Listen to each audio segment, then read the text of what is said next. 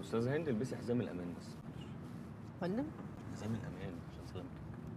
سلامة ايه يا عم واحنا راكبين طياره؟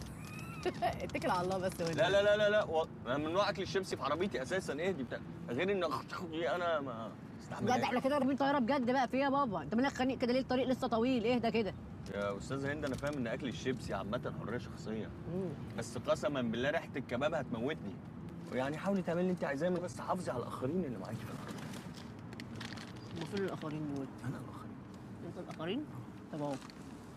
فين طب ليه كده؟ ليه كده؟ ليه كده؟ عشان بعمل على مزاجي، عشان ما تخلقش اللي يمشيني على مزاجه، لا مؤاخذه بقى. ايه ده ايه ده؟